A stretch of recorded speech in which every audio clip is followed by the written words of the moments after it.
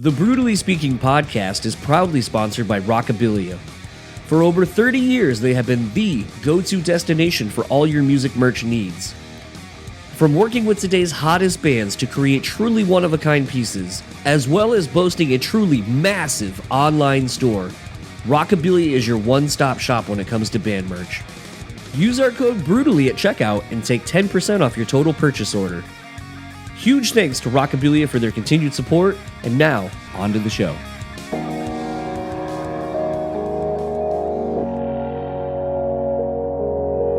People say you have to have a lot of passion for what you're doing. This rings true because it's so hard that if you don't, any rational person would give up. It's really hard, and you have to do it over a sustained period of time. So if you don't love it, and if you're not having fun doing it, you're gonna give up.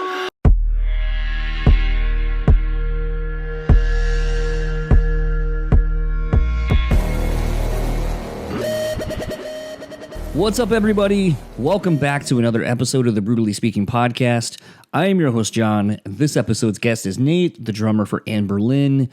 This was a really fun chat, and before I kind of talk a little bit about it, full transparency, I am recording this on August 1st. I am literally a week away from my foot surgery. It has been pretty much the thing that has consumed all of my life for the last few weeks. Actually, if I'm being honest, probably at least the last month or so of just dealing with doctor's visits, figuring things out, scheduling stuff, figuring out things with my job. You know, I talked a lot about these things in last week's intro outro with Cece, and honestly, the feedback from that episode's been really great, so I want to first of all, thank everybody for taking the time to listen to that epic, 2.5 hour chat and to give some feedback as to how you're feeling about it.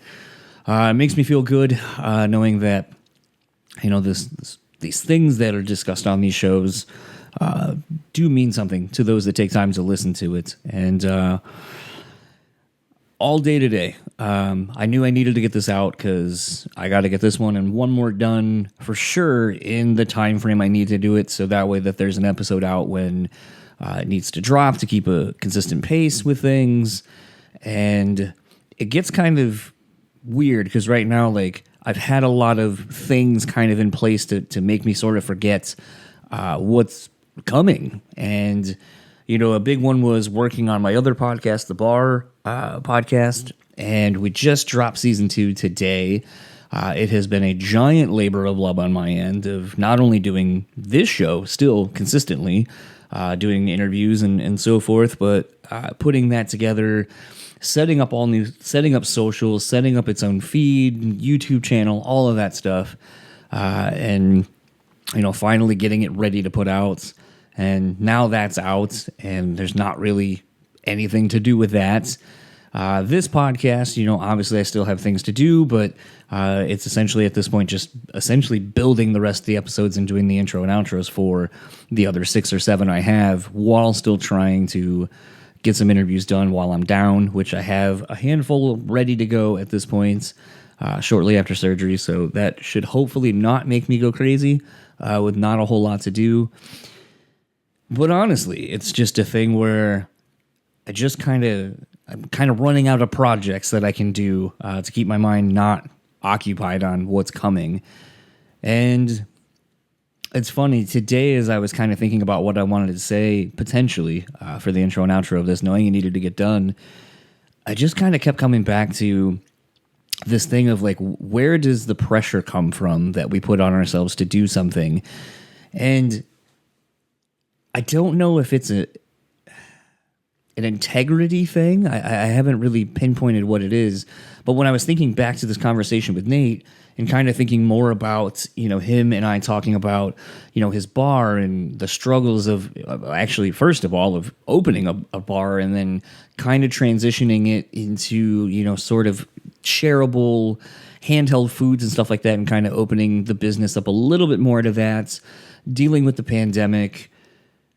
and just figuring things out, because like life, a lot of things just kind of, the target keeps moving and it's not always consistent day to day. And it's a thing where I just kept coming back to, it'd be so easy just to stop. Like, who would forgive you if you, in the case of Nate and his bar, like, what would stop you from shutting it down? Oh, it's the pandemic. Oh, it was hard to get people out because our road was being blocked. Like, there's so many excuses in our lives that we could easily let seep in and just have it affect us to where it's like, yeah, I should give up. I should just stop doing this thing. It'd be so much easier.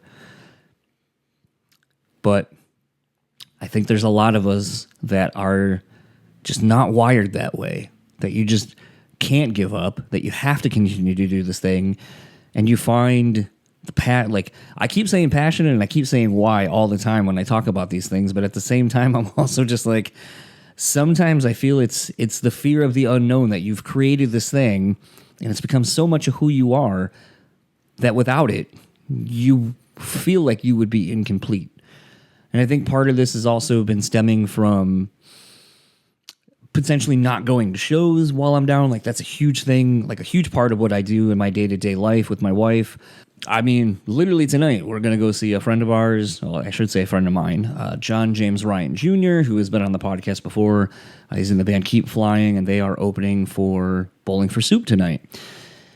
And I mean, even thinking about him giving up a career that he had touring and tour managing and doing all this stuff to focus on his band, to focus on his dream of wanting to create something and see it succeed. Seeing him very recently post on Facebook about how he broke part of his back when they were on tour overseas, and the uncertainty of not being able to play shows, not being sure what was going to happen, how scary it all was, and that he's still doing this tour. He has to kind of change how he plays, and things have to change. But I think that's the thing. As I thought about him, as I thought about Nate running the bar, as I thought about myself doing this show, doing a bunch of other things, that there's no giving up. We just find a way to make it work as best as we can in that moment and figure it out. And there's something to be said about that. And that's something, honestly, I've just been really thinking a lot about leading up to this surgery next week. Is I may not be able to do the things that I thought I would be doing at this point, nor am I going to be doing the things that I had hoped I would be doing. As a matter of fact, there's a lot of things I'm not going to get to do in this downtime, but you have to kind of shift and figure things out and then move forward accordingly. But man, I'm not going to lie. Sometimes I think it would be really nice just to be like, oh, I'm just not doing this thing for a while.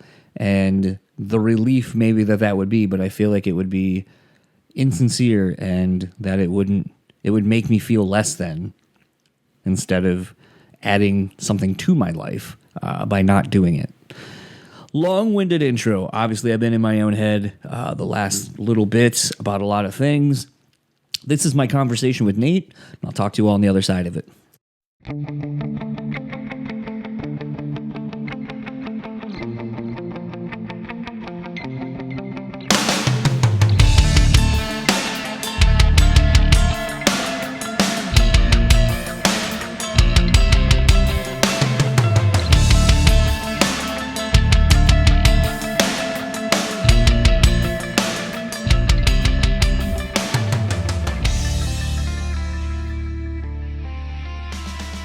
I had a bit of a shit day today. Damn, sorry about that.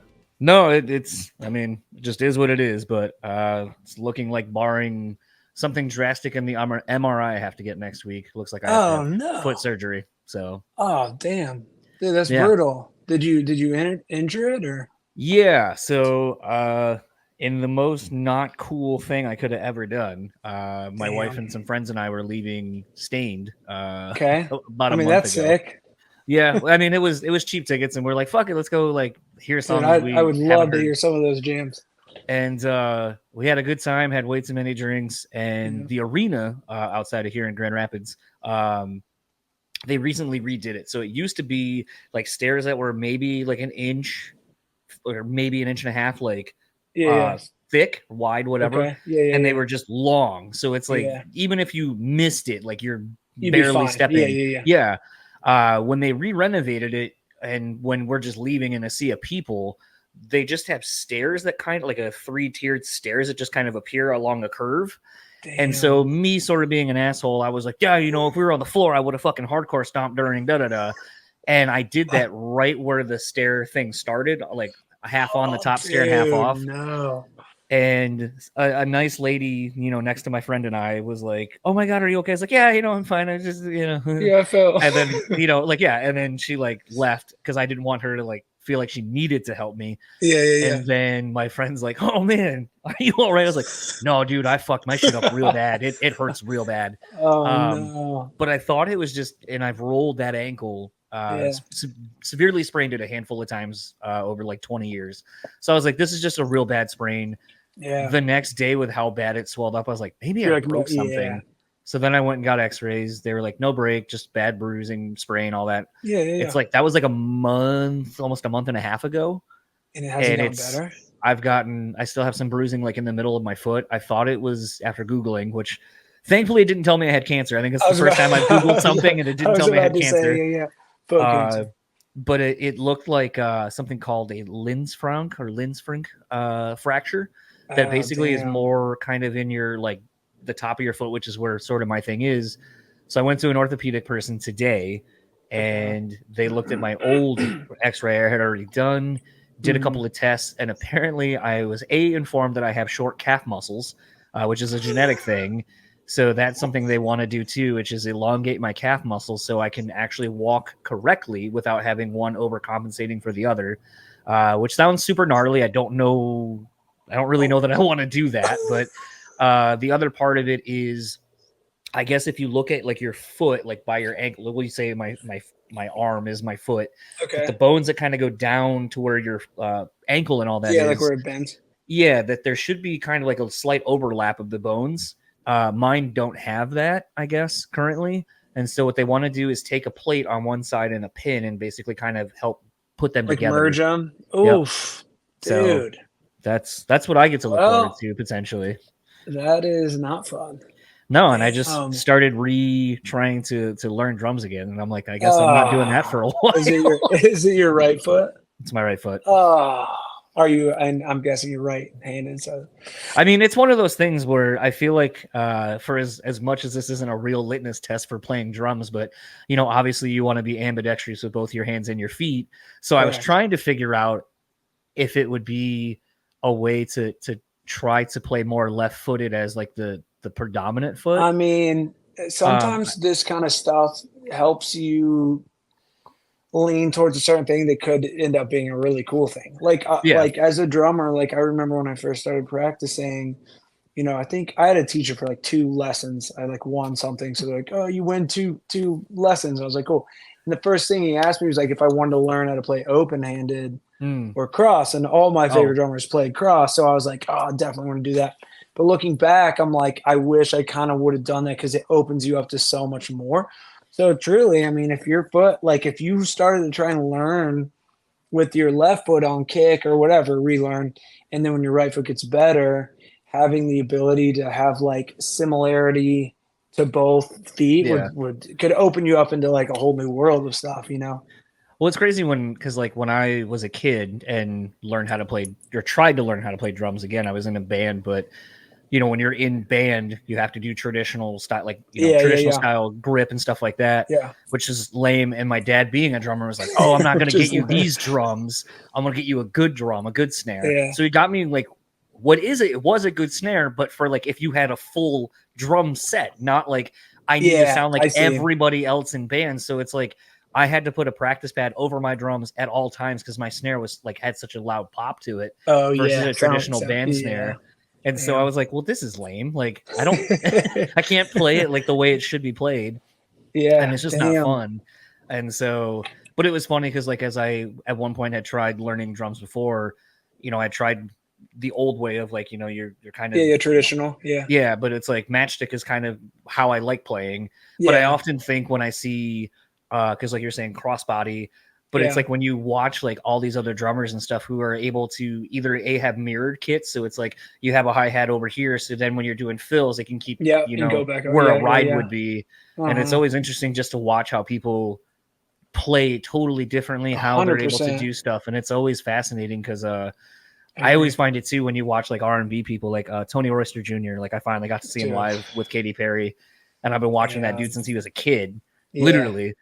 And it's just so funny because like he's got such finesse and speed that it doesn't look like he's hitting hard at all. And that always amazes me when someone's hitting something and you're like, man, you're fucking locked in on that. Yeah. But it looks like you're just so effortlessly doing it. It's like, I mean, I know it's the practice, but for sure. I mean, he's like ungodly. He's on another level too. So it kind of makes sense. But yeah, it's weird. It's all technique and wrist and arm versus wrist and all sorts of stuff. But it's like, drummers like that, they can pretty much play the same for both arms, both feet, is like always blow my mind. Like my right hand is so dominant over my left hand. It's like not even close to a comparison. So I'm always like impressed when people can like, just switch. Like the idea of open, again, aesthetics aside, like I said, like I was like, oh, Dave Grohl doesn't play that way, so I don't want to play that way, So it's like, but watching drummers that learned open-handed, it's so they can just go back and forth, and like you said, like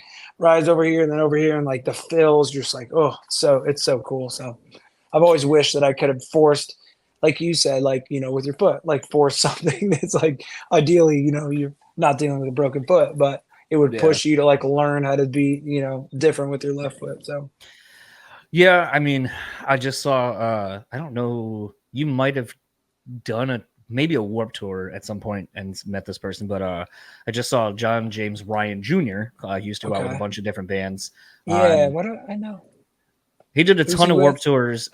He was out, like he used to do stuff with like 4 Year Strong and a bunch of like bands like that, but usually did like TMing and stuff like that. So it was usually out with a bunch of people, but now has in the last handful of years is focused on his own band, Keep Flying. But literally as I threw myself a little pity party earlier, stressing about all the dumb shit that's coming up that I realize I have to like think about, but I also therapy brain kicked in where I was like, you can't really fix any of this stuff right now. I just need to deal with what I can, but one day at a time.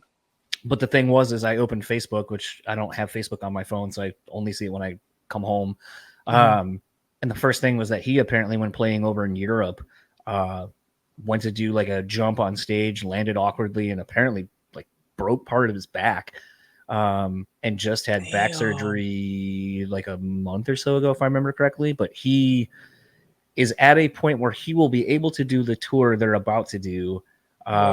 But with some limitations as to like what how he's able to perform. Yeah, jeez Louise. So seeing that, I sent him a text and I was like, dude, like seeing your post made me realize perspective. Like if you can have a fucked up back and have surgery and still be able to do your thing, then obviously a foot inconvenience as I'll be. I think you'll bounce back quick too, especially once you kind of actually have a plan of what you're going to do. Are you going to do the extended calf muscle thing? I've never heard of that. How does that even work? I don't know. Like it made sense when she brought it up, like because I was talking about how like at the bottom of my foot, like in this area, it just did like all the muscles and whatever are really tight.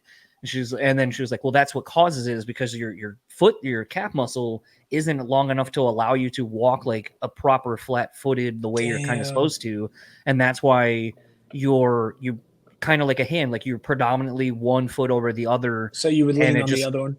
Sure, and it causes a bunch of stuff. And then I was like, well, if it's a problem in one foot, does that mean it's a problem in the other? And she's like, yeah, probably. And I was like, oof. But I mean, maybe when you're in there fixing that, you just go. And that was the thing, And I was like, I guess if I have to have the one thing, but I also am like I said to my wife, I was like, do I really want both my fucking feet to be worked on at once? Like, at least if you have the one recovery done, process might be kind of gnarly. Yeah. Have you? I mean, you've been touring for so long. What's like the worst injury you've had to like overcome? Oh man, so I've been fortunate. I mean, once I played sports pretty much up until when I started touring, and I started touring really young. So like 14 or 15 was like when I started, which is wild. But after that, dude, I was so like focused on drumming in my career. I was so careful. Like I would kind of do some dumb shit here and there. Like I was super into rock climbing, even right when we started touring and stuff, that I would go like hit gyms and kind of rock. But I kind of like calmed down on like everything. I just really like, I used to like bomb, you know, we used to like get on like long boards in Florida. We don't have hills here. So we used to go to like parking garages to the very top and just haul ass down it. No helmets, no pads, just like, you know, I had a homie that like didn't see a chain, hit himself in the face, and like you know, just like we were just wild, and that was all pre-tour. And then after I started touring, even at a young age, I was like, I'm not messing this up. I was like, I'm going to try my hardest to like. I kind of gave up everything for the most part. I didn't really do any. I didn't skate anymore. I didn't try and like, you know, I was just careful. So thankfully, I don't have a ton of stuff that like injury wise I've had to overcome. When I was younger, I used to sit when I drum, since I'm pretty tall, I'm like 6'3", and again, all of my like favorite drummers. It was geez, there it goes. So I like propped it up perfectly on this thing. Now it's not gonna work. Hold on, let me see if this works. Oh yeah. I currently don't have like an office, so I like go wherever I can. So I is that gonna work? Yeah, so it's still moving. No worries. Just sliding. Hold on. I was gonna say, if it's easier to go the other way. No, like, no. I got it now. I propped it. Okay. Yeah, my wife's makeup propping my shit. I used to not want to look like I was way above the drums. I wanted to like, because again, you know, Dave Grohl, kind of like John Bonham were my favorites, and all their drums looked to you. They also did play big drums, but they were smaller. So like the drums looked really big. So I kind of didn't want to look like I was up high. So I used to sit really low. So, you know, technically you should have about a right angle or better when you're sitting. And I would sit like the opposite way to where my knees would be like up. So I had some like lower back stuff. Like I had some sciatica stuff here and there and some knee stuff as I got older, but I've never had any like big injuries where I've like hurt myself. That's like messed me up for playing drums. Beginning of 2022, I was working on our brewery actually. And I was up high, like way up high on a ladder, and I was by myself too. And I wasn't fully locked in. Like it was like an extendable ladder. I was up probably 20 feet and I heard it click and I knew what was happening and it just shot on me. And so I fell like probably like where my feet were, it was probably like 12 feet up maybe. So I fell all the way down. I like hit my face on the bar. It was like a concrete bar. So I like split my chin and landed on my foot, but that was my left foot. And I like messed it up, but I thought for sure it was like done for. But yeah, I just had like really bad bruising, like bone bruising. And at the time we weren't really playing shows. We like had a weird perfect gap. So by the time we started playing shows again, it was good. And it was my left foot. So really that would be my biggest like injury that really wasn't too much of a problem at all. So very lucky. I feel like drummers, especially that have been playing as long as you have something. I feel like you're well, as I say, your wrist at the very least from just playing and getting into the shows and stuff. And I hit pretty hard too. Like I'll like going back to technique, like my technique's not great. So I just my whole goal, pretty much my whole career was like, how can I hit as hard as I possibly can, which is not a great idea. I mean, for sound and but I was like, oh, how can I just like lose it? So I did that and I am thankful. Like even now, like, at my age, I don't really have like a lot of joint stuff. Like crazy. I stretch a good amount before I play. And usually like my height too, my like build, you would think that I would have a ton of stuff. Cause I have homies that have been playing forever with similar builds to me and they got tons of stuff. Like whether it's carpal tunnel or like arthritis, early arthritis, or like just bad joint pain, like a bunch of stuff or back issues. And so for me, I mean, I had this thing. It's so funny. Actually, I don't think I've ever talked about it. It's not that I give a shit. It's not like, but I had something called pelvic floor dysfunction. Okay. So it normally happens with women after birth because it basically damages all your nerves like down there. Okay. So in like 2012, I started getting insane pains like shooting down my legs, but then also in other areas in that area. Like I'm talking like drop me to my knees vibes. Like we were in Seattle doing pre-production for one of our albums, and it hit me and it felt like it literally dropped me, and I was like, what is happening? So I had to go do like all sorts of tests, couldn't figure it out. It was just happening more and more and more. So I finally like talked to someone that was like a cross country biker, mentioned something that I can't even remember how, but he had the same thing because he's sitting on that tiny seat his whole life. So I had the same thing from drumming my whole life, sitting so constantly. So I damaged all those nerves, and I had to have like physical therapy. Thankfully, it wasn't as bad. To like, I don't even think you can really have surgery with it. But yeah, still to this day, I have to like, the only remedy is like super hot salt baths and like stretches. And so that would be my biggest like thing that I deal with. But since I kind of sorted it, it hasn't really been a problem for me at all anymore. So I feel like I would have probably thought it was a hernia or something. Well, I mean, kind of, if we're speaking frankly, like, you know, straight up in my balls to where I was like, this is something else, you know, and good thing I didn't Google it because I would have been, you know, cancer of your balls. 100%, like no question. It would have been like, well, it was weird. It was like pain down there and, you know, discomfort. And it was like, it's probably this. And I was like, shit. So it was good to figure out that it was more muscle related, but a lot of people get like misdiagnosed with it, especially dudes, because normally it's predominantly like after, you know, giving birth, it like damages all, because it's like the pelvic floor is where all your nerves meet. It's like the motherboard. Yeah. So if that's damaged, it's going to be firing off pain, because it would like down to my feet, man. It was like crazy. Or like it'd shoot up into my like ribs and into my hand. Like it was just would fire off randomly. And sometimes it would be to the point where like if I was talking to you, it would hit me and I would literally be like not know what's happening. Like it would be that much pain. So it happened to me at like the grocery store. I like dropped a bunch of stuff. I was like, like it like killed. So thankfully I got that sorted. So man, getting old is fun. Yeah, dude. Sick, man. My wife was on like, a show about drinking beer, and I'm drinking a gin and tonic. Oh, I was gonna drink whiskey, but I was like, that's a little too early for whiskey currently. Maybe not. Yeah. Oh well, whatever. Florida, so I'm drinking gin. Yeah, well, I mean, I love gin. What's your go-to gin? This one I'm trying is called 6 o'clock. It's new, or not new, but I've never had better than 5 o'clock. Yeah, I don't know why the name is that. So I own a bar restaurant thing in Tampa, and we got a bunch of it in, and I was like, I'll try it. But I mean, I love Hendrix. St. George is great. I like Ford's gin a lot too. So I'm not really like a huge gin drinker. It's hot right now, and this was like one of the first like mixed drinks I got into like forever ago, and I haven't had it in probably like, I don't know, 5-6 years. Never even thought about it. And just recently I was like, oh, gin and tonic. Like I just randomly, and I kind of burnt myself out on it. So I was like, oh, I'm going to get back into it. So it's good, man. It's so refreshing. And I'm a fan. I think you'll know this person. I don't know if you would call it a friend. Jason Wood, that used to be in It Dies Today, but now lives down in Buffalo and has a little cocktail bar. Yeah, dude. So he's the homie. He used to live out here in Grand Rapids before he moved to do that.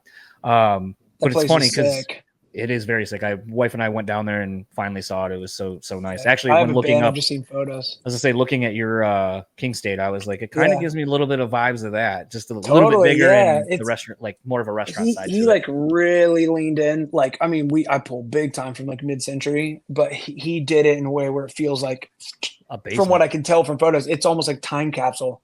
Like, you know what I mean? Like he did it to where it's like, yo, like if you ever wanted to know what it's like to like go to a sick bar in the 50s, it's like that's it. You know what I mean? So no, he's great. I love that he started that. That's so sick.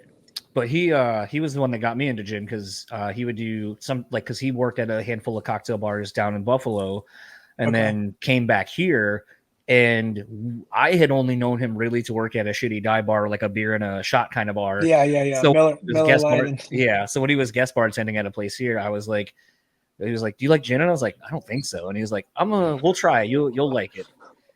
And was a thing where he made this cocktail, and it was super delicious. And then I was like, I kind of want to make that. Like, what are the ingredients? and I just couldn't find one of them. But like, so I made kind of a bastard version of a gin cocktail, and it's always like my go-to. But it's so funny that it's like, as soon as you start pulling out like your jigger and kind of like, you know, fresh squeezing juice and stuff, and I was like, how do you know how to make that? And I'm like, a friend, like I have a friend who's way better at this stuff. But gin is one of those things, and I think tequila is too.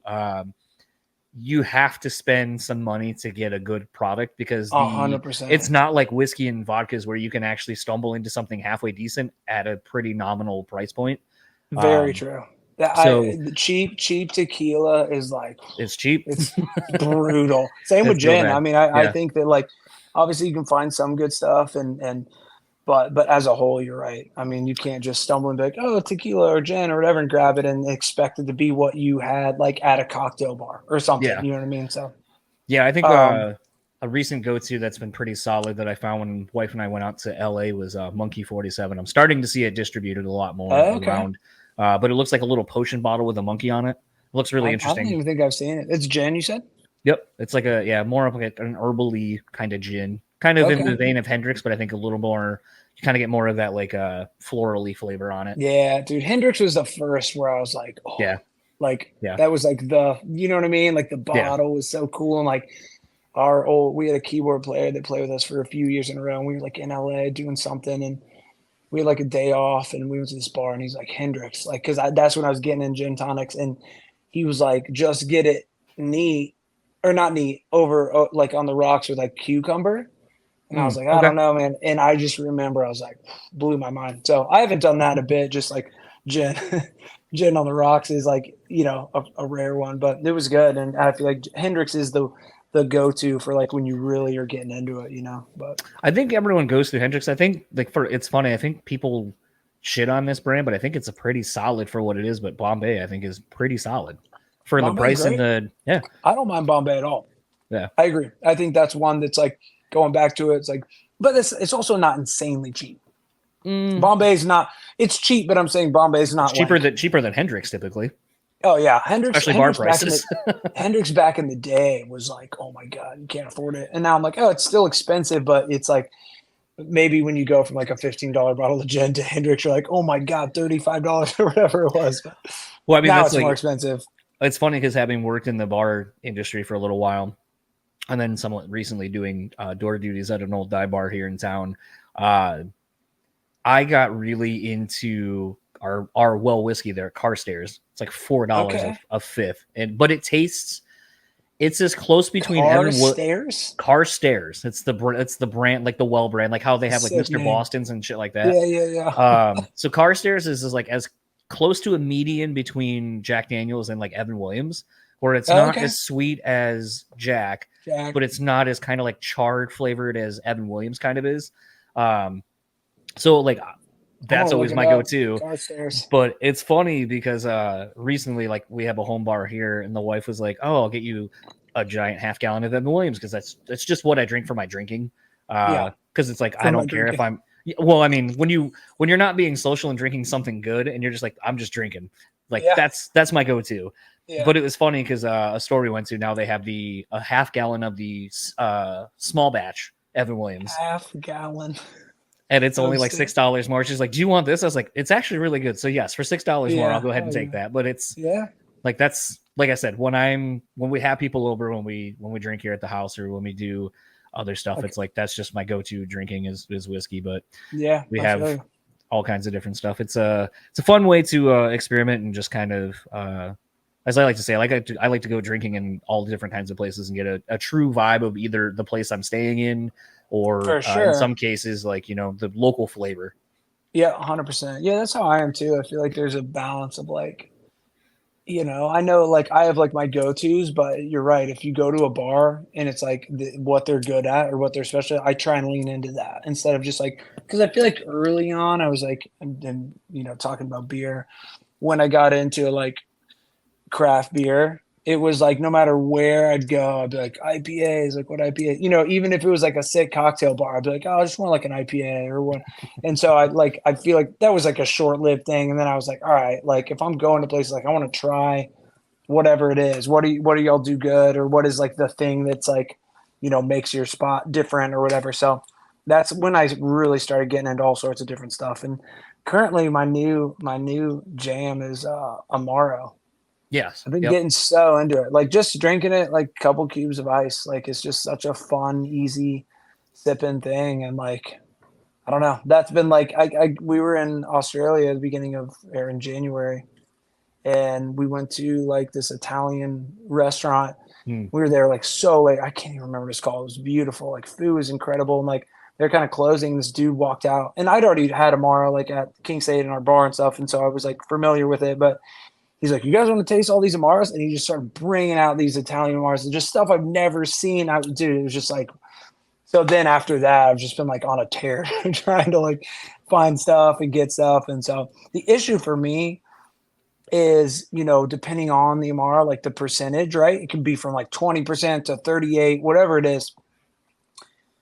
But it's so easy to just drink so fast. It's not as gnarly as like a bourbon or something. You know what I mean? Like when you're drinking it, like it doesn't sting the same. It's just like, so I'll get like a bottle and I'm like, damn, where'd that go?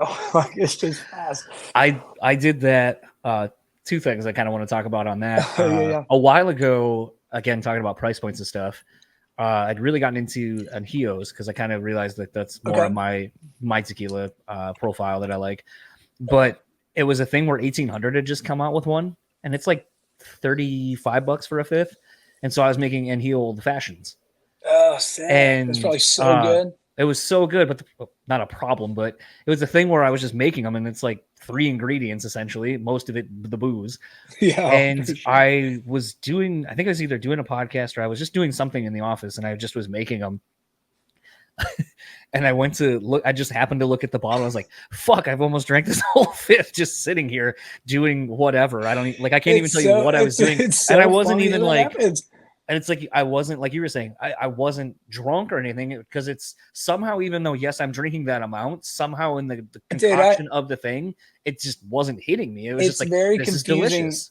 It's very confusing when that happens. Like I will literally, that's how Amaro is for me. I'm just like pouring, it's like ice, and I'm just like, yeah, and then I'm like, oh my God. And I like start to like do the math, and I'm like, but I'm great. Like I don't fit, you know what I mean? You would think like, but that's what's weird about drinking in general. That's why my wife and I, for as much as people they always make fun of us at first, and then when we tell them why we do it, they're like, "That's a good idea." We'll keep straws, like a straw for every drink we've had. So when we get the next one, we'll have another straw. So then that way, like if you know, like you're being responsible. Yeah, like you can be like, "Oh, I've had 6. I haven't had anything to eat, or I probably should have more water, or something." Like you can kind of keep track a little bit like that. My go-to is usually I try and do 1 for 1 with water. Yeah, always. Like if I'm like drinking, like I mean, I drink water like it's like second nature to me. I'll drink like over a gallon every day for sure, and if not more than that. So if I'm drinking, I feel like maybe that's why I'm just like. You know, drink one, drink another thing of water. Like, especially out of the restaurant, I'll like, if we're a bar or whatever, I get like water, no ice, and then whatever I drink is. And if that's not finished, I don't order another drink because until that like whole big glass of water is like gone. Right. So you said something a few minutes ago, and it kind of made me wonder. You know, you were kind of talking about, I'd say maybe. Trying to remember how you said it to how I thought of the question, but I'll just kind of paraphrase. But you said something to the effect of like, over the years, your palate has changed, and you've kind of grown to like different things, and kind of, I don't want to say necessarily drink more responsibly, but just be more in tune with what you're drinking and how you take it in or whatever. For sure. Would you say there's maybe a correlation to having that same sort of journey as a musician?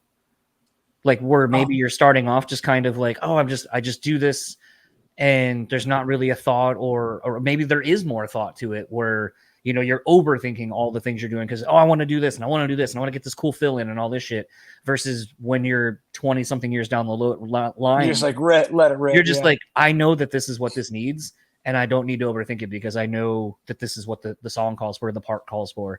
Do you think maybe there's a correlation there? That's for sure. Been a weird journey that you've kind of how you navigate things. 100%. That's a great question. I think I would almost say maybe it's like closer to what you first said for me. Like back in the day, I think like obviously it comes with age. You know, it's like when I was younger, I think my only like kind of goal was like just let it rip. I was never like when it comes to like me as a drummer, like and musician, I was never a fan of like overplaying. Like I was very much like, I was never like, how can I add more fills or how can I like show, like me showing off was trying to like, I'm going to hit as hard as I can. I'm going to headbang hard. I'm going to do things that normal drummers don't do. I like, meaning like that was kind of the go, but it was like all gas all the time versus it didn't matter if it was a chill. Like I was just like, how do I break sticks? How do I throw sticks? How do I break cymbals? How do I like, even in the verse when there should be dynamic, right? Like a song, especially live, it's like, dude, when you hit harder at a spot and then you go into a verse and, you kind of take on this journey. When I was younger, it was just like, this is how I play. I hit as hard as I can at all times. I headbang. And so I don't know if it's correlated perfectly with drinking, but that is kind of how it was. It was like, yo, who cares? Like, there's the, whatever, shitty beer, and we're just going to pound it. And like, that's all we, that's what we drink. And so for me, like in life, I just have kind of switched over to like being more intentional, just being more like letting, and kind of being like, oh, let's try this. And this is going to be, we're going to ease into this and find this balance. And there's a moment where I should like, if I'm feeling it too, like, more headbanging or more like, passionate about it. And then there's other times where I'm like, I'm just going to sit back and kind of play this part the way it was. And I think that also comes with like pressure. I kind of established myself as this like drummer that did that. It was like, oh, you only had to hit hard. He was like, I almost felt guilty if I wasn't doing that. You know what I mean? I was like, I'm the drummer that does, no matter what, I'm just like going crazy. And so, and then, yeah, like tying it into drinking, I think that also when I got into beer and like the whole, micro beer industry, I was only like IPAs and unique beers and all this stuff. And I kind of, again, with age and time, I stepped back and I was like, you know what, like, I'm going to like get super into wine and like get really like kind of take a new path and try different stuff. And even if it's not like cool or what I should be doing at that, like, so yeah, I think there is a correlation across the board where you just like kind of lean in and, I also think it's age, yeah, it's, you grow like without being like sounding demeaning, but you grow up and you kind of get over certain things that, you once were into. And, even this is so funny, but like we have a new music video coming out Friday actually, and we did it a bit ago, and I like showed a family member because they were like, hey, you posted this thing, and I showed it, and my kid saw it and so later that night she was like asking, she's like, is there any more videos that you're in it? I was like, yeah. I was like, I haven't done this in probably a decade. So I like opened YouTube and found like Anberlin videos, and I found one of the ones was from like 18 years ago.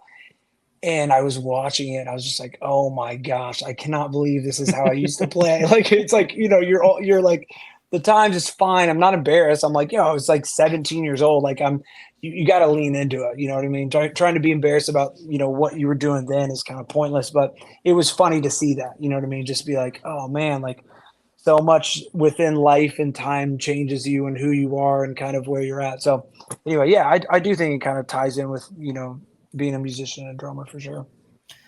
I have a weird line of questions that I've asked certain people, but I feel like you're a really perfect candidate for this, just given the nature of the band itself. But so I'll kind of start with this of saying, because you just said that you went back and looked at old videos from back in the day. I find it interesting, and especially with a band like yours, because like a band you're actually getting ready to tour with, the Emery dudes were just here a couple of weeks ago, doing one of the records. I can't remember which one because they kind of played a bunch of other shit that I didn't think they were going to, because it wasn't on that record. I think they were doing The Question or something like that. But yeah. It was interesting because like, they sold out this, 420 cap room, and just to see everybody, really vibing with that band almost everyone that's on the tour you guys are getting ready to start in a couple of days, I've seen in the last like 8 months to a year, okay. And it's been really interesting just to kind of see that. I think the demographic of the people that go are now of the age where the kids are older now, so they can leave and go, but for a certain thing, all of you as the musicians creating these records that we all identify with, you kind of exist in this little space of time. Like I I see from having a lot of friends in some of these bands where it's like, oh man, I love Never Take Friendship Personal. Okay, yeah, we've done other stuff since then, man. Like I'm not just the person from this one record. I've grown. How has it been for you to kind of navigate being one of those bands where you exist in a very specific time for a lot of people? Yeah. That's a good question. I mean, it's funny. I think living it is like my perspective is different because of like I'm in it. So it's weird because we obviously our careers or our whole path has been slightly different, but like kind of ending our career in 2014 and kind of being like, yo, this side of Anberlin's done forever. We never thought we'd play another show. And then doing the classic thing that you would maybe, other people see as classic of like getting back together, and never thought we'd do that. And then kind of like being like, oh, let's do a tour and maybe a few tours. And then COVID hit and we were like, well, should we just end it, like be over again, or should we start writing new music? And then we kind of stumbled on writing new music and we're like, hey, this is kind of cool. We're flowing well with each other. So it's weird because in my brain, we've done since Never Take, which is what, 2005, I think. We have done so much. And like our biggest album is 2 albums after that, like as far as success wise. And like we had Feel Good Drag, which was on Never Take, but then Feel Good Drag was on the other record. And so for me, it's kind of felt like a bigger picture, but only as of recently have I maybe realized the mass majority of our fans and people do kind of still see us in that. Like you said, like I feel like we're pretty self-aware. Like I definitely understand that Anberlin is one of those bands, and like we were kind of stamped in that era. We Never Take and that style, and we kind of were a big part of those bands that like you're saying, like the tour we're about to be on, like Emery, and like we're kind of Hawthorne and Theosin, we kind of all do fit within that. But like being on my side of it, I'm like, oh, I thought, we've grown in different ways, and we're not that we're too good for that, but we've kind of like, we're in different paths of it, But now that we have, so Matty, who's currently singing for us, he was like a true fan from that era, and in him being a part of everything we're doing now has made me like not realize that like, oh, we are one of those bands, but that's like him. He's like, dude, like the era for Anberlin is like Never Take, Cities. Like when I think of Anberlin, I think of that. Like he's like, no offense to anything you've done since then. He's like, it's great and dope, but he's like, I just see it as that. So for me, it's like I think it's fine. It's cool. I think that like we have a lot of like, we have a really cool fan base where a lot of them are really stoked on the new stuff. And then we have a lot of, big fan base. It's like, we just want to hear the old stuff. And I think they can kind of both can live and they can all kind of be stoked together. Yeah, I think it's a weird one to like be on this side of it and wonder like what people see us as mostly. Is it that era, or some people like, oh, my favorite album is this one, and that was like 2010, which is still 14 years ago, so it's still a long time ago. Like I'm definitely not naive enough to think that people are like, oh dude, the era of Anberlin is your last 2 EPs. You know what I mean? Like I know that we're like still living from that era for sure. So well, I think something that kind of made me realize and have this sort of epiphany was doing this show now for, I think this will be year 8, I think. But it's like awesome. There's 450 some odd episodes in the back catalog, and having some people DM me, or the weirder part was like when some friends were listening to an episode and they would continue on with the conversation, and I had to like look at my phone and be like, we weren't talking about this. What are you talking about? Like, and then when I go, well, I'm confused. What is this about? I'm like, oh, I'm listening to this episode. And then I have to put myself 3 years back in a conversation I had that's like 40 minutes where they're in 40 minutes into a 2-hour conversation, and be like, okay, now I'm there. Okay. Yep. All right. And like, for sure. But it's a weird thing because not often do people have something that's out there for people to listen to, or whatever, however you want to put it. For then that's a frame of reference for them to start talking to you, and you're like, All right, so 14 years ago. Yeah. You try, dude, fully. It's like, it messes with your head a little bit. You know what I mean? Where people will be like, time is such a strange thing. Again, like progressing and being older and like looking back, and people are like, dude, like remember that tour and this and that and this happened and that was there. And I'm literally like, dude, that was over 10 years ago. Like, and it is hard. It's like, there are we're seeing it across the board, like When We Were Young Fest, and there's a whole like kind of resurgence of that. And I think that Anberlin has always been like, we're in, like I said earlier, like we're in that world, but we were not, again, that we like grew out of it and like, oh, we're in a cooler way, but like we kind of always just lived in both in all these different worlds, which I was always thankful for, but we've never been like, up until I think recently with these kind of shows. And, we did the Yellow Card tour last year, and it was very like a nostalgic thing. And like,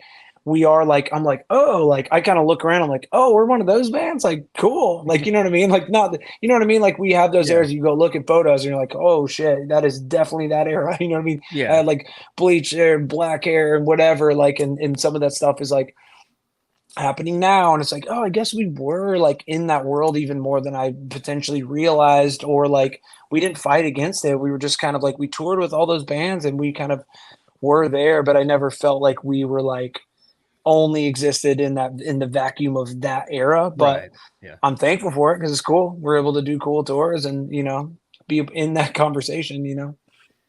Another question I like to ask, because I think it's interesting just to hear people's perspectives of going through life. But you had talked about the band ending in 2014, so it really gives you this interesting perspective, as because you were saying earlier you were touring since you were like 14.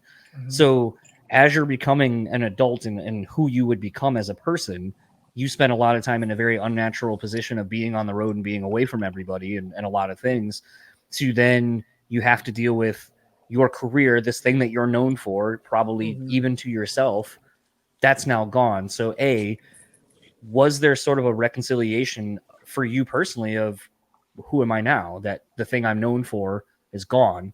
And then subsequently, when you guys decided to come back, was there a different approach for you to what the band meant to you and what you wanted out of it? 100%. I think that, being that young and kind of getting, thrown into it, it's like all I ever dreamed of, even being younger, from whatever it was when I started getting into music, like 9 till when I started touring, which was in the grand scheme of life is not that many years later. It very much was like, I was always oh my God, you're so young. As a young drummer, I was like, holy shit, Anberlin's drummer is like a teenager. And so like, I think for me, up until like when I turned like 20, I was always that, like, you're the teenage drummer. And then when I turned 20, I remember there was this switch of like, yeah, like, okay, like it almost started like balance out. I was just like the young drummer. I was way younger than everyone. But like when you're in your 20s, it's like, and the other guys are just in their slightly further 20s, it's not as crazy. So for me, like, my identity was like obviously being, the drummer of Anberlin and very much like this is all I ever wanted and drumming and, getting to this spot. But I was really like, and I say this very thankfully, but I was very aware and self-aware the whole time we were touring, to where I was like, I took it all in. I never felt like I like took it for granted. I never got like used to it. Like I never was like, oh, like this is mundane. Like, we're just out here touring and like, we get to see the world and get paid for it. Like, I think a lot of bands hit that spot where like it becomes so normal that you kind of get cold to it. So when the band ended in 2014, I was like eyes wide open. Like I was like, I didn't feel like I was missing on anything. I was like totally ready to put that side of my life to rest. And I did like that in 2014. Like obviously it was sad. Obviously it was tough, especially when I thought it was done forever. But I was ready for it. I was like, this is great. I'm excited to just like a new chapter of life. I have no idea what's next, but I'm excited to be done. Like I was ready to be home, ready to like settle into a whole new world. So it is strange that, when 2019 happened and we just randomly started talking, and it was so weird because I was like, dude, this side of me is gone. You know what I mean? I was like, but my mentality was almost the same though. I was like, all right, let's just have fun again. like we're of course got fans being like, some of them are pumped, some of them are like, this is dumb, you said goodbye to us, like why are you coming back? And I just hit this spot where I was like, you know what, like this is a new era, you know what I mean? I was like, the era of touring 10 months out of the year since I was 15 is over. Like I'm done doing that. Like we'll do tours here and there, we'll like put out music when we want to, but like my approach was still similar though, to where I was like, let's just have fun, do what we want, and if it works, it works, and when it's over, it's over. You know what I mean? So that's kind of been my approach across the board, and I think that like, I say this thankfully, I didn't struggle with it being my identity as much as some, not even in Anberlin, but I've seen it happen. Other band dudes, like they will try and either go back to how it once was or just maintain this level of that life for the rest of their lives. And for me, that's not been the case. So I'm thankful that I got to do it. And I think that it makes it fun because we're able to like take it all in. And if it goes away, it goes away. And we're just like, all right, like we got to do it. You know what I mean? We were a big part of our lives together. And so for us, like, and at least me, it wasn't as much of a struggle as maybe I thought it would be too. So it's funny because Matty is the homie. Yeah, sick. Actually just was texting him earlier because he put out the bat signal for barbers because he's not bringing Mikey out with him or out with you guys. So I was like, yeah. I was like, I can't help you with someone here because you guys will be here in like 10 days as of when we're recording now. And I was like, I can't even find someone good. But I was like, but in Atlanta, I got you. You can go to my guy in Atlanta. So I put those two together. That homie gets a haircut like every 10 minutes. It's every, I think 2 or 3 days. I think you told me. Crazy. I'm like, dude. I mean, if I could, but that's the thing with the fade. Like, you have to keep it updated because otherwise, like back here, it just starts getting gnarly. That's why I just started cutting my own hair, dude. I don't give a shit. I'm just like, let's let him rip. I tried to get him on it. I was like, dude, just let him ride, dude. It's freeing. I think the new funny thing, speaking of him real quick, I just saw, I was looking for something. Oh, I was looking for some photos for some upcoming episode graphics. And somehow came across this thread where everyone's like, is Matty AI now? Like, cause he just doesn't look the same. And I'm like, this has gotta be fucking fake, right? Like no one believes this. And then I just kept seeing more posts that they're like, I don't think it's really him anymore, or it's someone who looks enough like him or something. And I'm like, in photos or live? Both. Clearly photos. Yeah. Well, yeah, it was photos because like someone actually, I think it was the photo he took with Rory when they were out in Alaska or something a couple of days ago or a couple of weeks ago. And that photo's edited to hell though. Oh yeah. But like I think I even saw that photo. I was like, that don't look like Matty. I literally was like, what is this? I just think he does some filter where he's like looks extra smooth. I don't know. I'm not sure. I don't know. Hey, this is so random. Can you wait like 2 seconds? I just had another kid like 2-3 weeks ago. I got to get my kid out of the crib because my wife can't get her. 2 seconds. Yeah, you're good. This is fun, right? Life stuff. Hold on.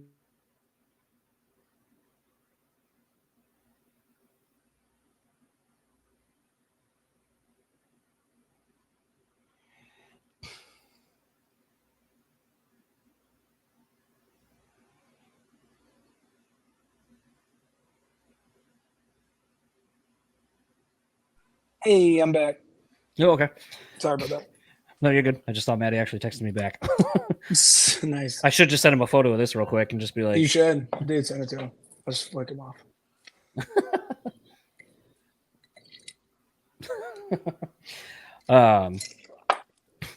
But yeah, so where was I gonna go? Oh yeah, so that's apparently a weird conspiracy theory now. Of God, I love it. I'm gonna lean into fake. it. I'm just gonna make it reality. Be like, oh yeah, come to think of it, like he's actually a hologram on screen on the when we play live. It was actually cheaper. It was actually cheaper to get a hologram of Matty than it was to actually pay him. He just agreed. He just agreed to his likeness. That's all. The NIL. That's so funny. Something else, obviously, and this is the reason your publicist put you and I together to do this. But you've mentioned your bar a couple times. How? Because that's sort of the world I came from, was more food and like retail management and so forth. So how did you get into I don't know if you are the owner of the bar or just kind of like a co-owner, or like how was your journey into starting King State? Yeah, so truly, I mean, it came from touring. I mean, just from like I'm born and raised in Tampa, and we would tour, and I would just like we'd play so many of the major cities, and there's just be so many cool spots, bars and restaurants, and it just was like, oh my gosh, like I just got so into it. I mean, when you got so much downtime on tour, and it was like, especially when I started getting into like, drinking and going out in restaurants, and like it just was this whole new world of like I was like, Tampa's got nothing cool. Like we really didn't. We had a couple like spots, like shout out to some of like the greats. Like we have a spot called Independence in Seminole Heights. It's like been there for 15 years, and like got me into like craft beer, got me into like just all that whole world. But like that was it, and it was like, and it there wasn't like a whole lot of that in Tampa at all. So really, just from touring, I was like, damn, like this is so cool. So when the band was going to end, I was like, I kind of want to like give this a go. I didn't come from that background at all. Obviously, I toured my whole life, so um, yeah, I mean, my brother-in-law started it. We started his coffee. We kind of like had the idea of like kind of pulled from Australia cafes where they do like coffee in the morning and like beer and wine at night. And so it's been good. It's been challenging because we're not Australia. You know what I mean? We're not cool. Like it's like that was a tough one. Like it's almost like wasn't ready for it. It's not that we were like too ahead of it. I hate that I mean, vibe to act like you can be 100%. You can be like yeah, there's yeah. we have a Yeah, I know. gastro. I don't Yeah, want to be like, oh, we're so cool. It's like we're ahead of it. But it's felt that way, and it is that way where it's like the culture is not the same. So like you go to New York City, or you go to like Melbourne, Australia, and it's like people are ready to do that vibe, and that life is they're there for it. You know what I mean? They're like, we're gonna go and drink coffee, then we're gonna come back, and like not that they're because all the places are so dialed, but everyone was just like cool about it. Like there was less of like this intensity, and like with Tampa, it feels like you're so much like you have to like I don't know. It's either got to be so good or it's so bad and somehow it still does well. And like, there's just this weird in between where it's like kind of confusing. So, but yeah, that was like the goal was to just bring something to Tampa that we kind of experienced touring and be like, yo, like grab a sick glass of wine and drinking coffee at like 11 a.m. and no one gives a shit. You know what I mean? It's like find this cool balance. And so, yeah, that's kind of what we built. We're about to have 5 years in this summer. So yeah, I mean, since in those 5 years, we've learned a ton. We've made a ton of mistakes. We've done everything in between, but that was kind of the goal was just build something cool in Tampa and kind of bring that culture of what we've experienced outside of Tampa to Tampa. So looking at it, because it was really interesting as I was sort of perusing the social media thing to kind of get a vibe of what the bar was. I was kind of taken aback because I was like, wait, thought it was a bar.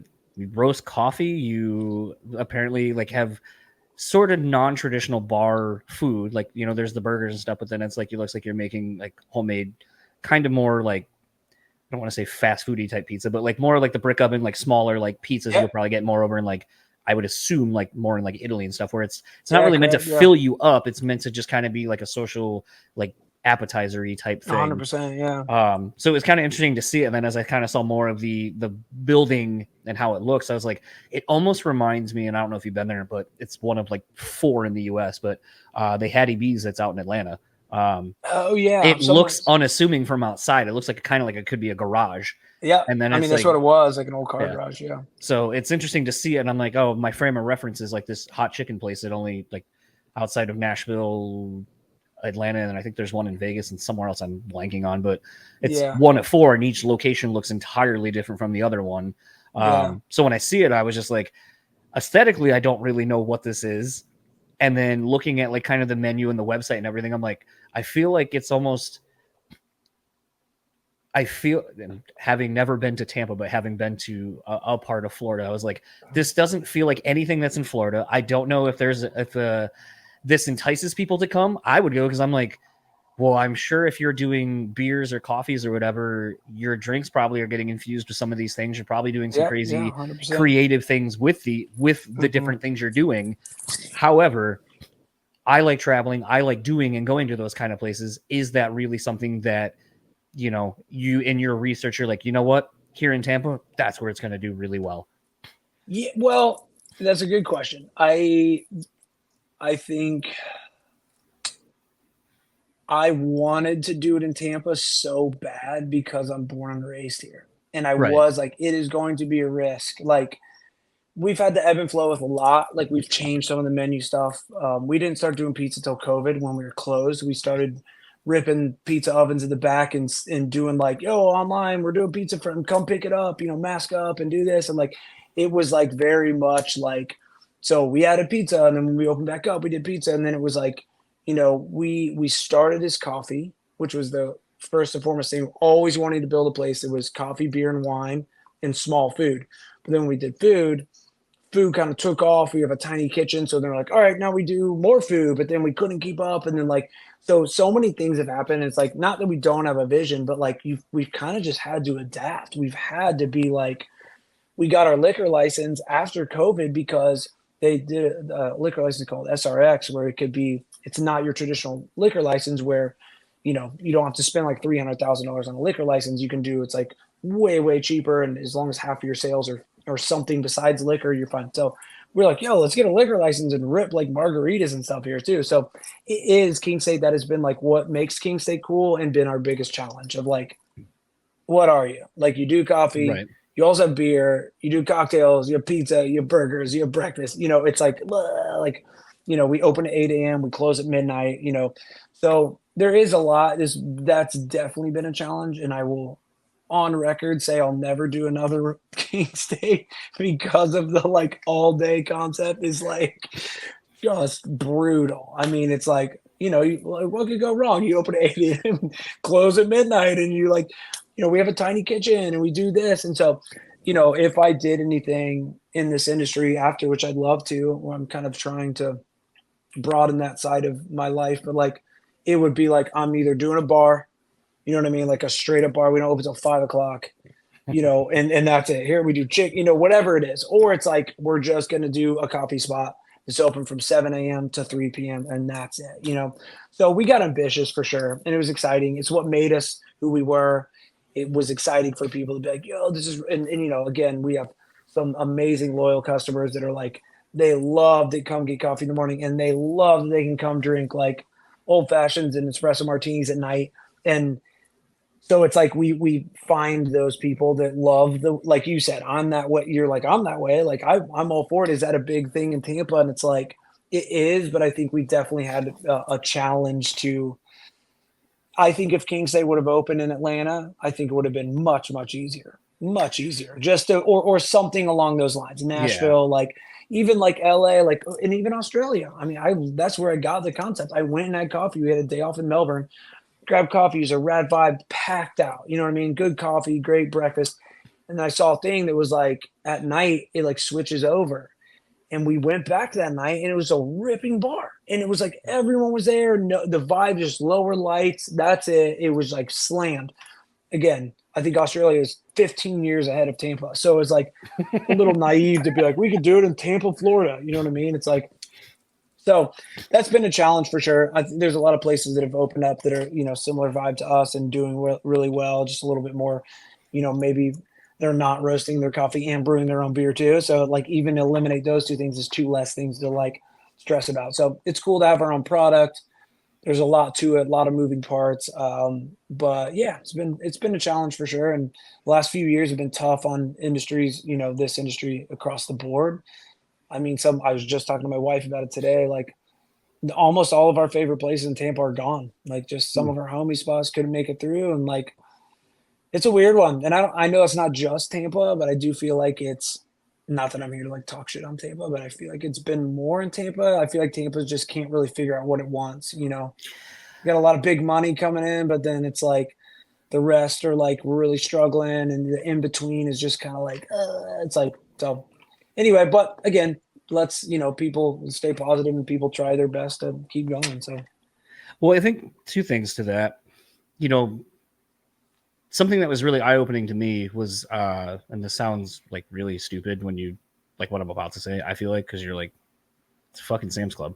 But like when I took over running the deli at Sam's Club, one of the things that they taught us, it's in the handbooks, and there's so many things for my time of running the front end and just doing a bunch of stuff there that I'm like kind of fascinated that the sentiments I still carry with me, even though at the time I was like, I fucking hate hearing everyone say these like things. But one of the things that they always talked about was like, know your business, know the people who come, know your numbers. And so I'm a very stat driven person. I'm terrible with math other than money math. I'm really good with money math. Give me like a fucking book full, like, you know, one time they were like, hey, can you cut blank amount of hours? And I was like, sure. I also need to know what people make. And they're like, no, you don't. And I go, well, to make better informed decisions on how we're saving money. Yes, I do. Because Sam's Club has been around that some people have been there for 30 years and make triple time on Sundays or something like that. So it's like, I'm not going to, I need to know that. So when I did that and did it very well without compromising having coverage, you know, they kept coming to me like, okay, trim 700 hours over the next 2 weeks and things like that. Like, I'm good with that kind of numbers and math and stuff like that. But like, I mean, that's math, I'm not great. That's invaluable for this industry. Yeah. So I remember. You want a job? I remember making a comment when our district team showed up one time, and I was finishing a reset of our my area, and everyone was like, "Oh, it's looking really great." You know, everything. You know, they force ship the things that go on the end caps and stuff, so I have no control over that. But they were starting to look at something. They're like, "Why do you have 12 facings of this fucking item?" And I was like, "Because we sell it." And they're like, why do you only have one facing of this? You're not following the planogram, even though they would always say, like, if you know your stuff, you know, don't be afraid to take over and make it be more profitable. Like, it is your department. Yeah.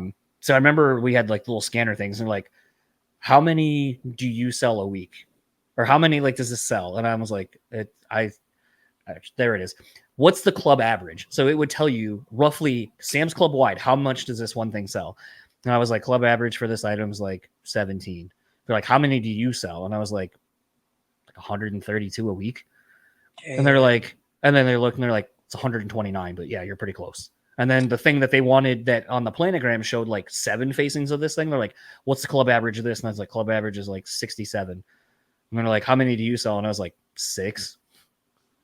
And again, was like off by a couple. Yeah. And so it was a thing where I was like, and then, you know, they were like, wait, the price on this isn't right, it's a little bit cheaper. And I go, yeah, I realized that our margin on it was like 47%. It's a new product. And I would hear as I'm stocking out the shelves, people go, oh, that looks really good, but it's too expensive. I don't want that.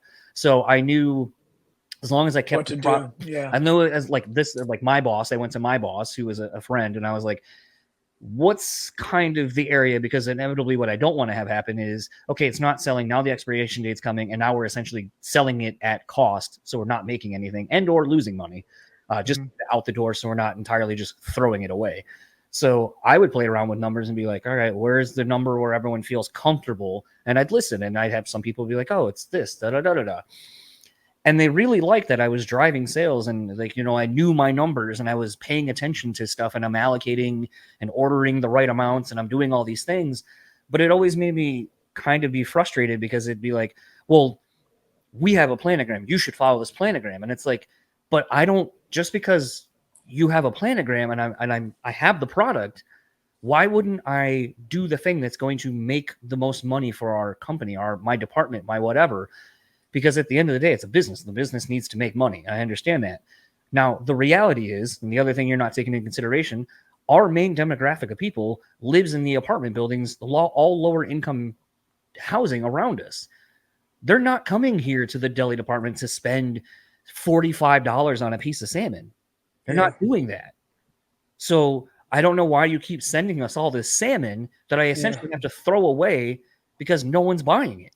Yeah. Like, you just find what works for that spot. Yeah. It's like, be smart. Yeah. And it's like, if you know your numbers and you know the people and the demographic of who you're catering to, a lot of it isn't as hard as it seems like it should be.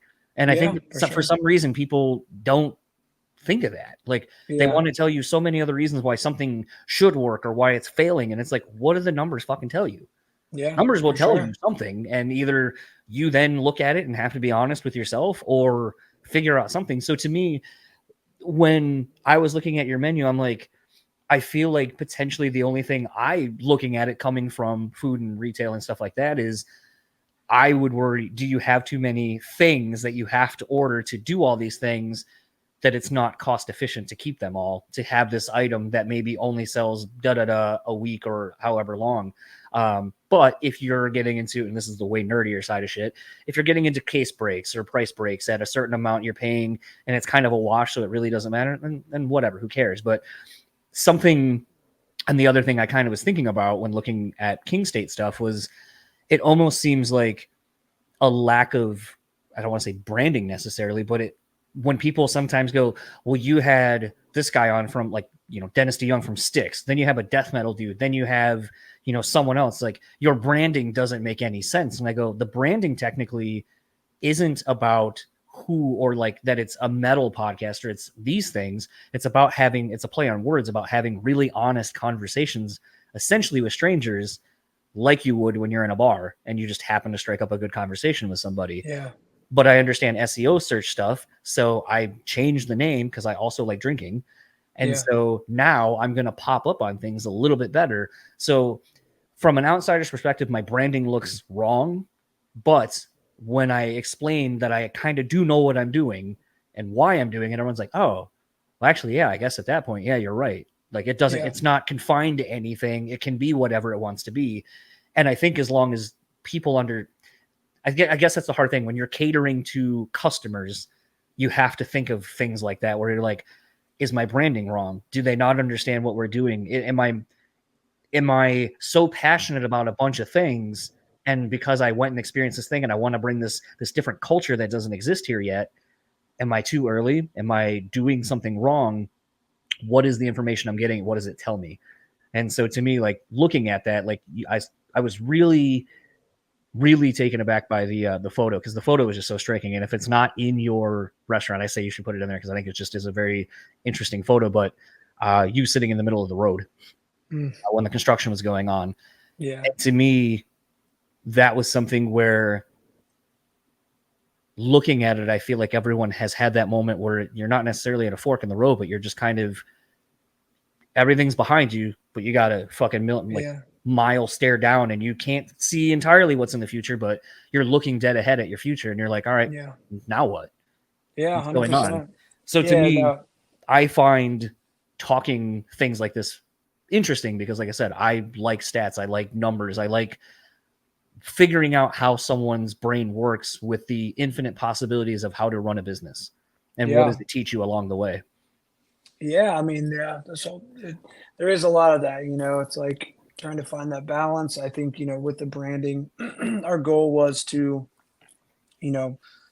kind of build almost like lifestyle brand, where it's like, even, you'd want to wear a merch even if you didn't even know what it was. You're like, oh, that looks cool. It's a cool design. Like, you're like, yeah, it's a spot. It's like kind of, I mean, I'm wearing like a hat that I don't even know what the hell it is. And it's like, I feel like finding, it's almost like that old school way of like, stumbling on something that you just connect with on like a face value level. And then once you dive in, you're like, oh, cool, it's this and it's this. And, so obviously that always is a challenge.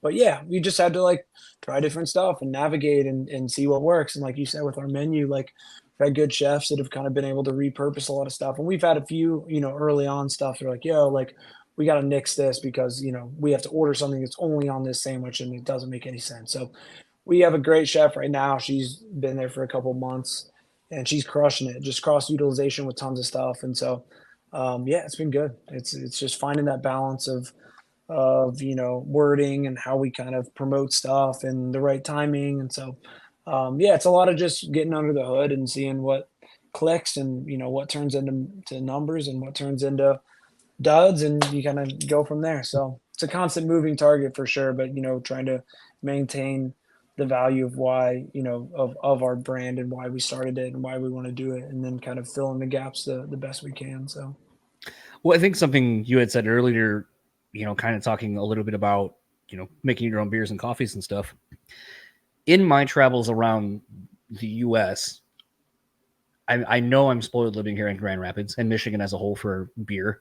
I feel like we do a lot of creative things with the formulas and so forth, that we're not just making, and this is what I found in my travels a lot of times, like going out to like the Pacific Northwest, where a lot of people, when Grand Rapids would win Beer City, for whatever that's worth to anybody, but you'd always see people from insert whatever city, town, whatever, and they're like, our place is the best.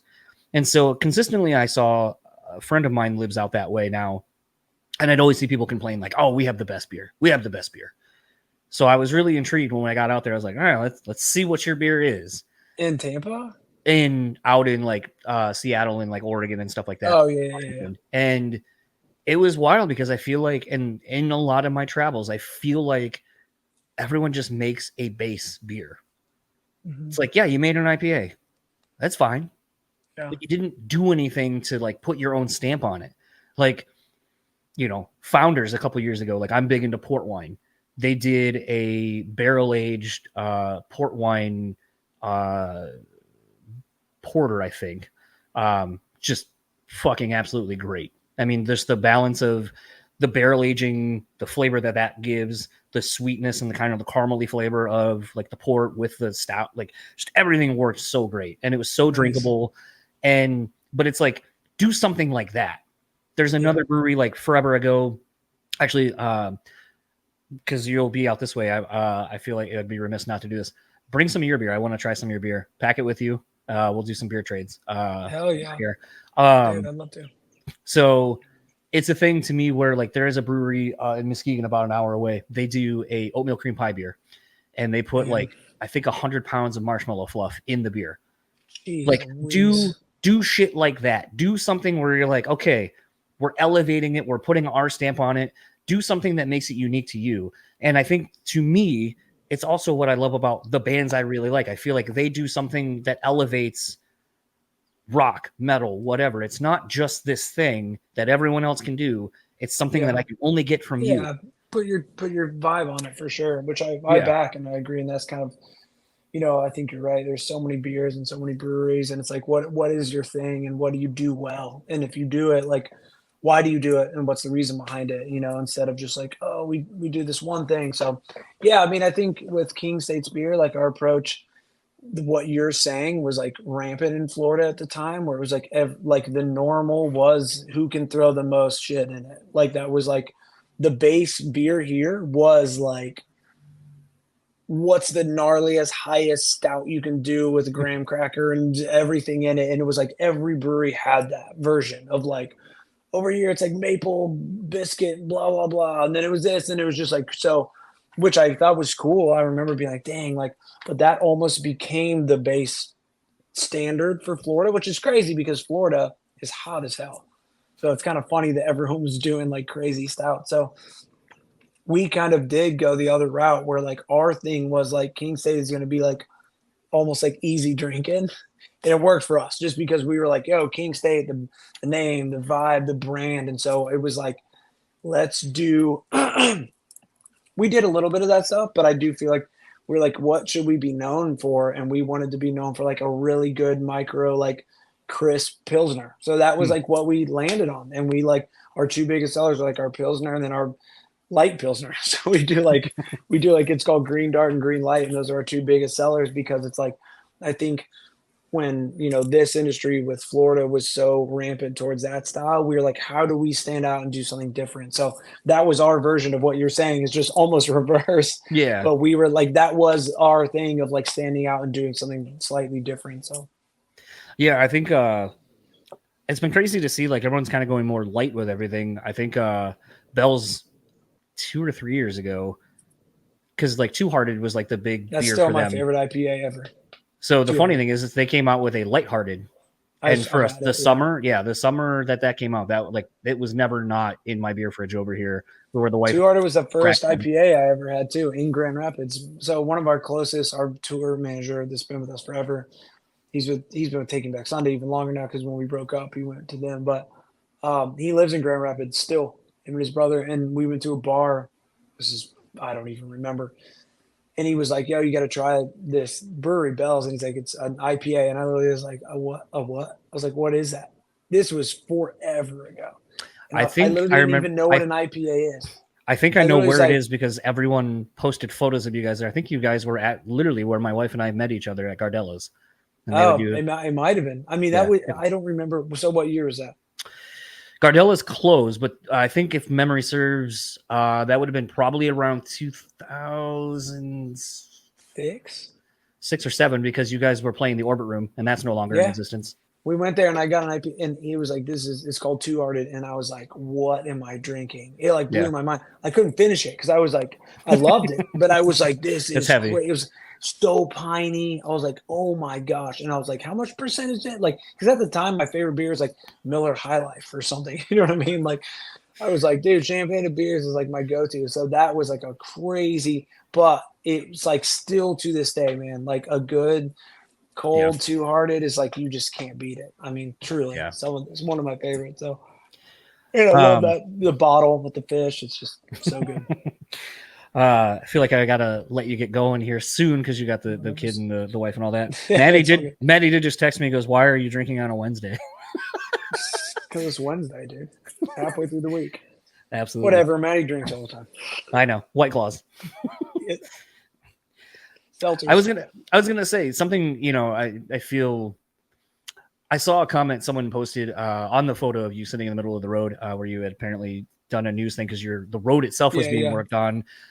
Just kind of giving backstory for those listening, but essentially people couldn't get to you and it was obviously affecting your business. And, you know, it's something in the last couple of days. I don't know if you've ever been to the Pink in Buffalo, New York. Super dive bar, kind of in the heart of like Allentown. It burned down 2 days ago, but it's interesting. Yeah. It's interesting to see because like people were literally like doing candlelight vigils outside of the bar. Like it caught fire. It had to be completely demolished. Like couldn't save it. Some people went and grabbed like the bricks from the building and such. And it's a thing we're seeing it on social media. Like a lot of people are like, it's a fucking bar. Why are people this upset? And it's like, that's a bar that's been around for like 40 something years. It's a huge part of, you know, my wife and I have spent hours in there and it became a part of the community. And to me, 100%. Like the shirt that I made myself at a bar I go to in Atlanta, the Elmere, it's the same. It has that same vibe. It's a dive bar. It's, you know, once you go there enough, like everyone kind of knows you, you're sort of a extended family of sorts and stuff like that. Sure. And it becomes this thing where I feel like if you just don't go to those kind of places, I guess you can't really understand why you're attracted, like the importance of it. But I feel like that, like seeing someone make the comment about how they drive 30 minutes each way to go, you know, grab a cup of coffee or something to go, you know, to your place, that I feel like you are essentially creating that same kind of vibe for your area. That's awesome. It's like, how does it, I mean, you're only, like you said, like 5 or so years, but like, are you aware of like kind of the community aspect or the legacy maybe that you're trying to leave behind? Yeah, no, I mean, that was the goal. You know, it's tough with like business in general, you know, that's always the dream, you know, when you open up a spot, it's like, I want this place to mean a lot to people. I want it to like, you know, be that, you know, where we're, you know, you never know. Some businesses are open a year, 6 months, you know, 40 years, sometimes, you know, so you never know. And the goal, you know, always the goal is to be around as long as you can. So, but yeah, I know Kingsay does mean a lot to a lot of people and I'm very thankful and it's not, you know, I don't take that lightly and I recognize how incredible that is. So, yeah, I mean that is the goal. And I think that for us, being like established in Tampa, like our goal was to like, when people think of Tampa and they think about this industry, like Kingsay, our goal was like, if Kingsay was like at the top of their mind, you know, I was like thinking about like, if you're in Tampa, what do you want to do? And like, ideally it's like, someone's like, you got to go to Kingsay. So that was part of the goal, is like kind of like an institution, if you will, where people are like, dude, if you're there, you got to go check it out. Not that it's like, oh my God, I've never been in any place like this. And, you know, that's almost impossible to build something that's like, oh my, no one's ever thought of this or done this, but it's more about the overall feel and the overall vibe. And so that's been really what we've tried to establish and maintain since we've been, you know, open. Obviously, a lot changes, you know, pandemics happen and people move on in their lives. And, you know, we've had bartenders that were there from the beginning that have gone to do other things. And that's always tough and sad, you know, because we've had a lot of people leave and, you know, not on bad terms or anything, but people are like, you know, I think the internet makes it unique where people just comment and be like, oh, this place used to be this way. Now it's not anymore. They changed this one item. I don't like it anymore. So it's a little, you know, it's tough, you know, to navigate all that. I think a lot of those places that are still around now that have been there for a long time, I think people were less entitled and less picky too. Like, you know what I mean? Like, we love dive bars and stuff because it's like the feel of it. And these people pour their blood, sweat, and tears into a place, but I don't think that's the case as much now. And in kind of an honest and sad way, where it's like you make a few wrong steps and a lot of people are like, whatever, like, I'm out of here, I'm going somewhere else, or like, I'm taking my money somewhere, and I think that the days of like really deep rooted, established, like bars that people, like across the board, of course, we have, like I said, we have an incredible group of people that come to King State, and we have people that drive all that way, and we'll be like, dude, I'd cross the bridge to come get your breakfast. And so I'm very thankful for that. This isn't supposed to sound like I'm complaining, but I do think it's just a challenging thing to do that these days, because 30 years ago, if you opened up a rad bar that was a good vibe in a neighborhood spot,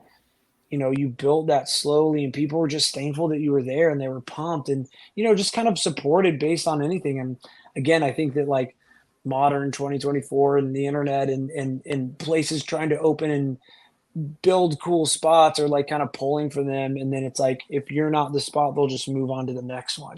So trying to establish that like long-term kind of spot has been a challenge, but I'm thankful no matter what that we've been able to do what we have, even in the 5 short years that we've been in business. So you actually just reminded me of something I was going to bring up earlier.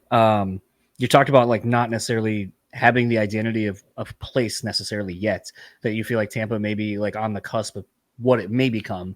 And I feel like as I travel more around, and I'll pinpoint more Portland, San Antonio, kind of as my when I have these thoughts, because a lot of people are like, well, San Antonio is this, Portland, Oregon is this, like, yeah, it's this thing. And I think in my short time there, I think there's so many transplants in these areas that they go there thinking it was this thing, it represented, it had this vibe. And I think there's too many new people who aren't established themselves in their own identity of who they are, that the place hasn't adopted the new identity of what it's going to be. And people are trying to hold on to this thought of what it was. Yeah, for sure. And I feel like I feel like Grand Rapids is going through it right now. Like, I think we're growing so fast that what it was isn't what it is now. And it's funny because like when friends go to places, someone went to the place I was saying that I think you guys were at back in the day, Gardella's is gone. It's now a new fancy like cocktail bar with like little, $20 plates of, shareables and shit like that. And it's funny because like they have good cocktails, but I have made the joke to my wife and some friends when we've gone, I'm like, the people who come here now would have never fucking been caught dead in this fucking place when it was what it used to be. For sure. And for sure. The thing to me is it's sad to see that place go, especially since I have, memories of meeting my wife there. But I also understand things have to change. And sometimes bars and things like that aren't meant like college bars. That's not me. I'm not a college kid anymore. So when people are like, oh, it's not the bar like it used to be when I was here. Well, yeah, no shit. It's actually still the same bar. It's just we aged out. We're not supposed to have people coming here. Think about when the adults came here. We hated 100%. Yeah, for sure. No, I feel you. Yeah, and like that's life, There's just, you do the best you can, and hopefully it lasts forever. It's like no one wants stuff to end, and we're not even there and by any means, but it's just a matter of like, it's just you do the best. It's like same with bands. Like we ended in 2014 and maybe you do something else, and but leaning into it when it's there, I think is important, and recognizing the good that it is, and hopefully people enjoy themselves. And same with touring and being in a band. It's like hopefully the times that we were able to get on stage and do what we did, people are stoked on it, and that's it. Last question for you. Where can anyone find you or anything you would like to plug online? So king-state.com is pretty much where everything lives for that. The beer side, coffee, you can get all that there. Check out, if you're in Tampa, the location, I think our menu's up on there, merch, we have a bunch of stuff on there. So, and then, same with Instagram. I think if you just search King State. And then me personally, you mean? Yeah, if you want to plug your own stuff. I mean, I don't know. All I do is post like weird photos of, I don't know. My personal stuff is just whatever. It's like random band stuff or other stuff that I'm like into. So I'll just leave it at King State for sure. Fair enough. Well, thank you so much for taking the time, and looking forward to ripping a hang in about 10 days. Hopefully my foot will be in some better state. Man. Good luck with all that. It sounds brutal. Yeah. You'll be good. So that was my conversation with Nate. Want to thank him once again for taking the time to have a couple of cocktails with me and have some drinks. And for the encouraging words leading up to the surgery that, will have me down. I've honestly been thinking as I, like I was saying, finishing up the bar podcast. I think shortly after doing this episode, we recorded one of the last episodes for the season. And I've just kind of been looking at the drum set that I have downstairs and thinking about how maybe having that will be a good thing once I can kind of put weight on my foot, obviously, to learn how to play drums again and try to use that as part of a rehab process for my foot and getting used to all the crap that's going to be in it now and dealing with that in addition to physical therapy and a bunch of other things that'll probably have to start happening. But yeah, this was a chat, and I was honestly really looking forward to seeing Nate at the show that came through here on that what was it, 20 Years of Tears or something like that with that was the funny thing too, is a bunch of people thought that certain other bands were on the bill because there's a whole package for it, but certain bands were on certain dates. So it was kind of interesting to see how people can't read the tour ad, Matt. I heard someone was like, "Oh, I thought Seosin was on this," and it's like, no, Seosin was only doing these couple of dates. So, but the date we had was Emery, obviously Anberlin, Armor for Sleep, and why am I blanking on the last one? Ohio is for Lovers. What's that band? Hawthorne Heights. I think there was another band too. I don't remember who they were, and I wasn't there early enough to see them. I got there right as Armor for Sleep was about to start their set. So really great tour. Really great to see Anberlin with Matty. Anybody who I guess was second guessing how that tour was going to go or how the band was going to be with him. All doubts, if you had any, were going to be put to rest if you haven't seen them. But Matty does great. The band sounds great. The set list sounds great. Even the new song sounds like it belonged in the set list. It didn't feel weird to hear it, with some of the band's biggest hits. It didn't feel weird to see it in the middle of the set. And honestly, I felt like the new song, Walk On, actually got a really good response and had people singing along with it. So all things seem very good in the Anberlin camp, and hopefully there will be some more touring, and it'll give me rad to actually get to meet Nate in person and rip a beer or a couple.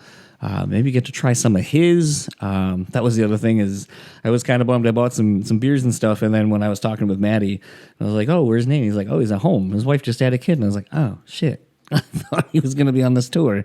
So I ended up drinking the beers that I got for Nate. So sorry, Nate. I drank your beers. They were delicious. At some other point in time down the road, we can figure that out and can share and exchange some beers.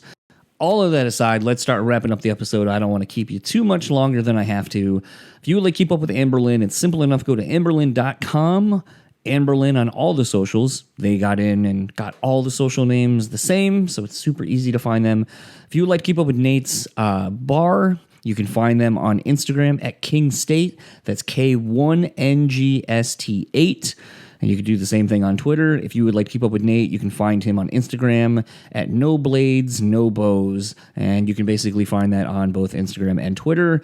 You can also go to kingstate.com. There's a hyphen in between, king-state.com. If you'd like to keep up with the podcast, you can follow Simple Enough at BrewSpeakPod on all your major social media platforms. Email me at brutallyspeaking@gmail.com. Rate, review, subscribe, do all those things. You know why it matters. I'm also going to give another plug to my other show, The Bar Podcast. I'm very proud of it. I'm really proud of some of the things that we discussed in there, and I'll say more so me. If you want to kind of know more about me, I think that's a show where I think you get to learn that. And also I can pre-plug, because by the time you're hearing this will probably be out for you all to hear as well. I will be the next guest on the Pure Pleasure podcast with Dewey, so go check that out as well. That was fun chatting with him and getting to catch up on a podcast format.